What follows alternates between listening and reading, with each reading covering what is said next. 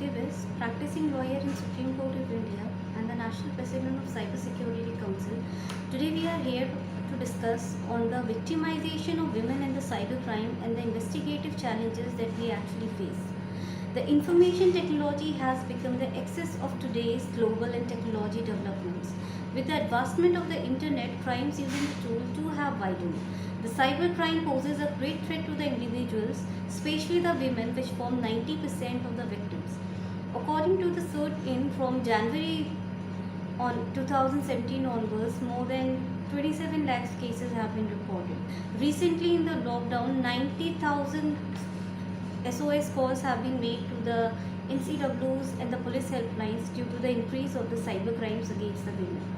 Every second women in our country, they face cyber crimes and they have been victimized in their life. Though online platform is a new platform, but people still consider that the online platform for women is not their right or their space.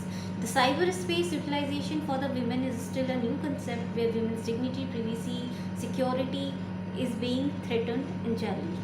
There are so many social media platforms like FBs, Twitter, social media platforms wherein fake IDs can be created, they can be harmful, blackmailing, damaging the women, threatening, bullying them, etc. So today we have to discuss more on what sort of cyber crimes are happening on the women. The cyber stalking is the most common sort of cyber crime. Cyber stalking means to pursue stealthily, and cyber stalking is a behavior in which individuals, group of individuals or organizations uses information and communication technology to harass one or more individual. Cyber stalking is for the obsession behind the people, the ego, poverty, revenge, hatefulness or any other reason.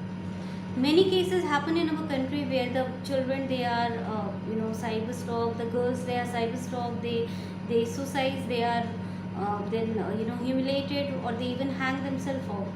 There is a case of Vinu Priya. She was just a 21-year-old female child. She was studying her BSc course and she was stalked by the people. By the time the FIRs are lodged, etc., prosecutions are pursued, the people, they end up their lives, or they are kidnapped, or any such crime can follow it up. Apart from it, there are cases of cyberbullying. Cyberbullying is a sort of threatening a person online, harassing them, intimidating them through the mobiles or the internet. It is punishable under section 506 of IPC.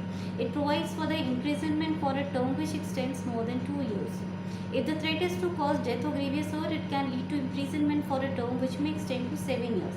And in Ipsos survey in 2014, India topped the list of 254 countries for cyberbullying. Blue whale, such kind of games were happening in which many children, they actually lost their life. They have been now banned, and such initiatives are to be taken up by the government.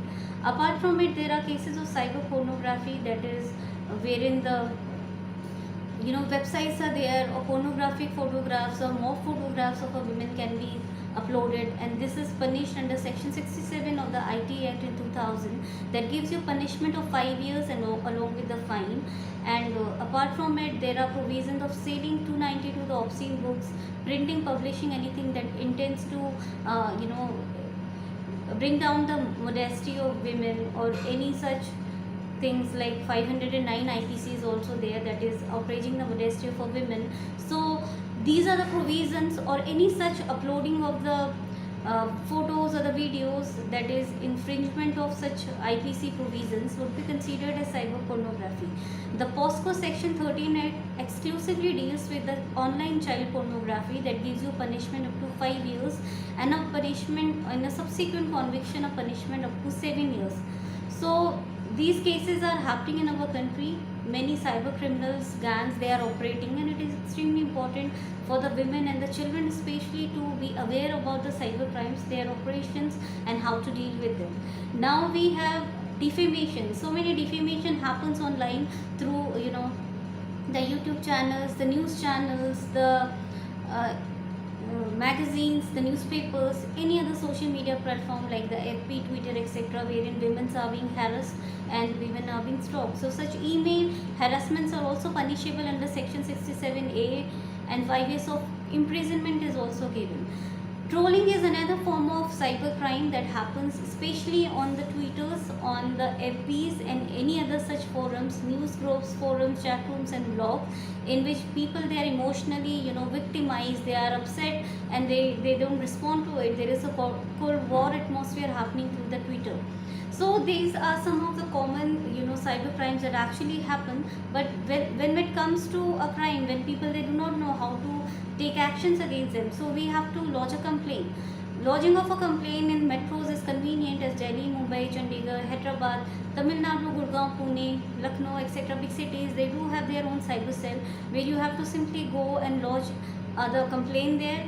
The ACP of the cyber cell will be there. In case the cyber cell exclusively is not there, you can go to a simple SHO or any other police station and lodge a cyber complaint. Even the online e-FIR provisions are available, that is through the online portals. Online e-FIR is also available in other countries these days.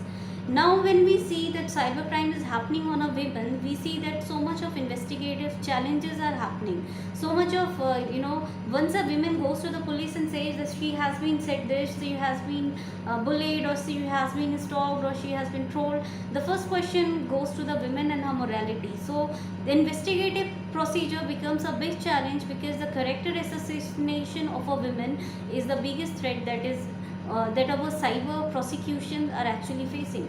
Most of the crimes are not reported because women, they deter reporting it to the police, as the police, they themselves are not going to assist a woman to lodge the FIR.